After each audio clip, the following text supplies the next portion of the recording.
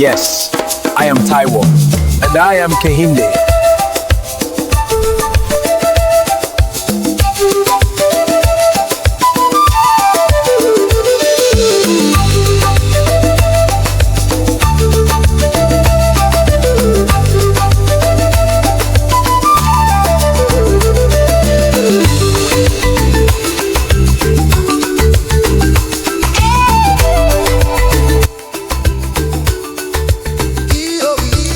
When the roots of a tree begin to decay, it spreads death to the branches.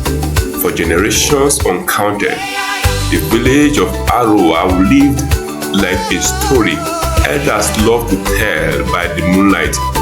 It was a kind of place where doors stays open even at night, where farmers leaned their cutlasses against tree trunks and returned to find them untouched, where disagreement ended in laughter and shared kola nuts. The rhythm of life was gentle. Roasters at dawn, market songs at midday, and quiet fireside tales at dusk. Many believed Arowa was too peaceful to ever be broken. That belief would soon be tested. On a pale harmattan morning, wrapped in drift dust and cold wind, two strangers walked into Arowa. They were twins, Taiwo and Kehinde, identical in face and stature, yet disturbingly different in spirit. Taiwo's eyes were warm and restless with curiosity, the kind that made people feel seen. Kehinde's gaze, however, was sharp and measuring, as though he weighed every soul he met on an invisible scale. The villagers welcomed them with open hands, bowls of soup, and soft breaths. As the elders would later lament, the stranger you welcome today may test your roof tomorrow. In the early days, nothing seemed wrong. Taiwo laughed with the children. Taiwo, come play with us. Of course. Tell me your stories. Joined the farmer on the field and listened to their stories as though each word were gold. Kehinde was quieter, distant, but polite. No one noticed that he spoke mostly in corners, always to one person at a time. Slowly, almost gently, the air of Arowa began to change. By the second week, small misunderstandings surfaced. A hunter accused his brother of stealing traps. My traps are missing. You took them, brother.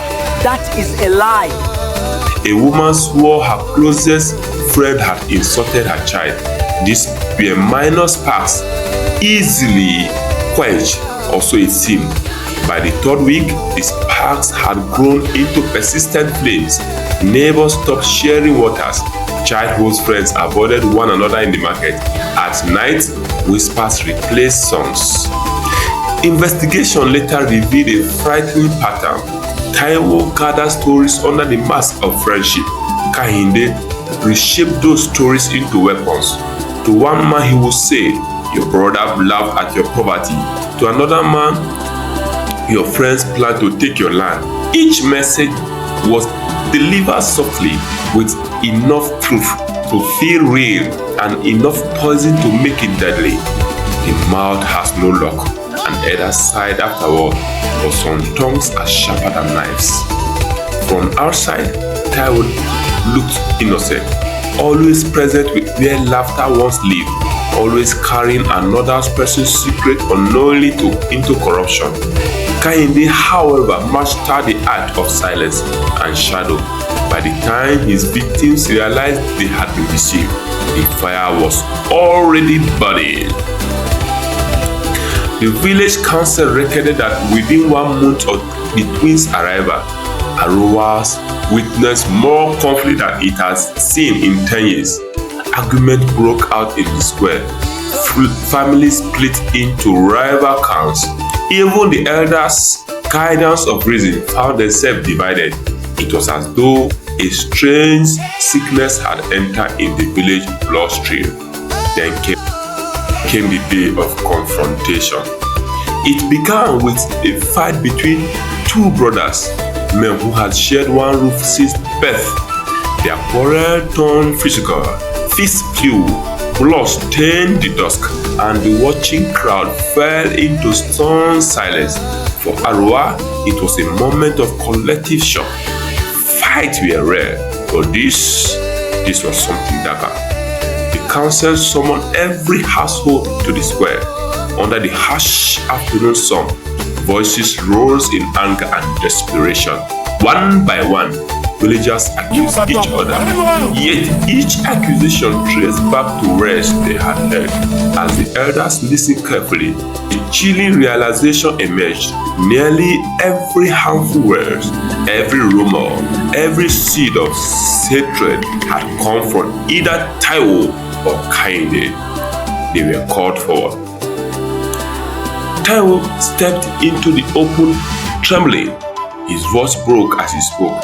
He confessed that he had passed along stories without questioning them, believing he was simply sharing harmless truth. I passed along stories without questioning them, believing I was simply sharing. But my words were becoming. His tears seemed genuine, meaning heart softened. Then he turned to Kehinde. He said nothing at first. He only smiled, a slow, readable cough of lips that chilled the air. He silenced almost every question more loudly than speech could ever make. That night, before the moon reached its peaks, Kehinde vanished from Arowa without a trace. What remained was a village forced to face the ruins left behind.